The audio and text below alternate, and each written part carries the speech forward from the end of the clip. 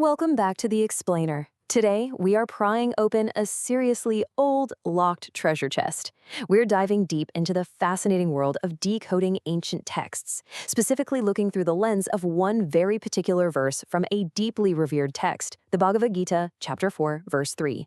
Now, ancient texts are absolutely full of profound wisdom, but getting to that wisdom, well, it isn't always straightforward. How do we actually unlock it? What is the true path to understanding? We're going to explore exactly how this source material defines its very own key. So that brings us to a pretty big question, and I want you to really think about this as we go through today's explainer. Who is actually qualified to understand an ancient mystery? Like, if you were to just stumble upon a text written thousands of years ago, what specific traits would you personally need to comprehend its hidden depths? Is it just a matter of having a sky-high IQ? Do you need a doctorate in ancient languages?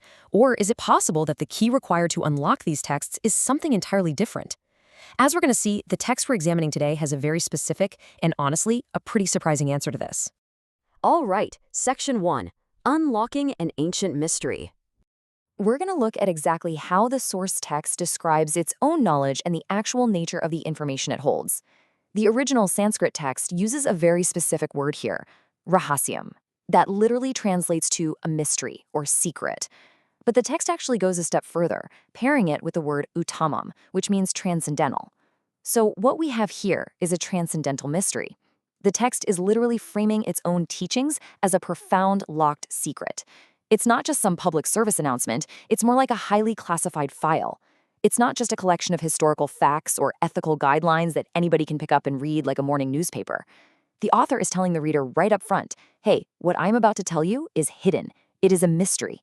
And that really sets the stage for everything that follows. Let's actually read the verse itself, which is spoken by the figure of Sri Krishna. That very ancient science of the relationship with the Supreme is today told by me to you.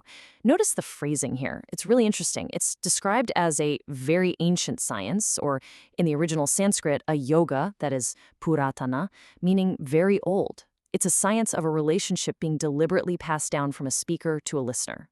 It's active, It's a conscious transmission of a mystery from someone who actively holds the key to someone who is fully ready to receive it. Moving right along to Section 2, the ideal student. So, if this knowledge is a highly guarded ancient science, why was this specific listener chosen to receive it? Well, the text gives us two explicit qualifications, bhakta and sakha, devotee and friend. The knowledge is being given to Arjuna simply because he is a devotee and a friend. I mean, just think about how radically different this is from our modern academic approach to knowledge. In a university setting, you qualify to learn a complex science by passing prerequisites, taking exams, and keeping up a high GPA, right? But here, the prerequisite for unlocking this ancient science is entirely relational. It is firmly based on devotion and friendship. Let's look at the complete translation of the verse to see how this all comes together. Because you are my devotee as well as my friend, and can therefore understand the transcendental mystery of this science. The absolutely crucial point here is that word because. The text presents a crystal clear internal logic. Why can Arjuna understand this transcendental mystery? Because of his status as a devotee and friend. Friendship and devotion literally serve as the necessary, indispensable key to understand this knowledge. Without that relationship, the text implies the mystery just remains locked, no matter how intellectually brilliant the reader might happen to be.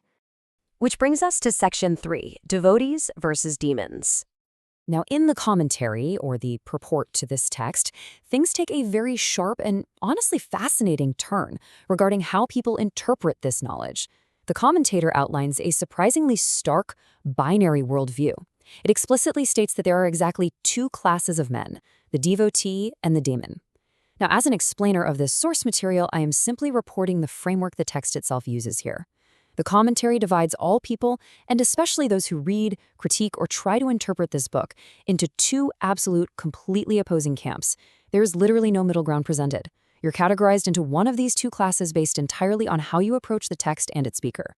According to the source, the devotee accepts Sri Krishna exactly as he is, meaning their commentary on the text is considered real. On the flip side, the commentary claims that demonic interpretations do not accept the speaker, but instead they concoct their own ideas about him, and as a result, the source states that their commentary is completely useless and actively misleads general readers away from the true path of the instructions. So the text is creating a very strong boundary around its own meaning, claiming that only the devotional approach yields a valid interpretation, while all the others are not just wrong but actively misleading. Okay, Section 4, the disciplic succession. So, if there are all these misleading interpretations out there, how do we actually preserve the real science? Well, the solution presented is a very specific flow of knowledge. Step 1 is the source, Sri Krishna. Step 2 is the recipient, Arjuna, who qualifies, as we know, because he's the devotee in fright. But what about everyone else reading this centuries later? That brings us to Step 3, the followers of Arjuna. The commentary explains that true understanding has to follow in Arjuna's footsteps. This is the whole concept of disciplic succession. It's essentially a chain of custody for the mystery. To unlock the text today, the source argues, you have to align yourself with the attitude and the lineage of the original qualified student. Let's quickly summarize what we've uncovered from the commentary's final instructions. First step, there is a very clear warning. Avoid misleading, concocted paths, and useless commentaries written by those who don't approach the text with devotion. Second, the solution. Try to follow the disciplic succession from Arjuna. Basically, adopt the mindset of the friend and devotee. And finally, the stated result. By following this specific path, you will actually be benefited by the great science of the Srimad Bhagavad Gita. You will successfully unlock the mystery. So what should you really take away from this explainer? Well, the text's stark warning leaves us with a truly provocative question. When we read ancient texts, are we actually trying to learn from them, or are we just trying to impose our own ideas onto them? The Bhagavad Gita verse 4.3 and its commentary argue forcefully that if we don't approach the mystery on its own terms, with a true spirit of devotion and friendship, following a specific succession, we are just concocting our own useless ideas. It really challenges us to examine our own biases. Are we willing to be the student the text demands, or are we just looking for a mirror for our own modern thoughts? It's a fascinating framework for understanding ancient wisdom, and definitely something to ponder the next time you open a book that claims to hold the secrets of the universe. Thanks so much for joining me on this explainer, and keep questioning, keep learning.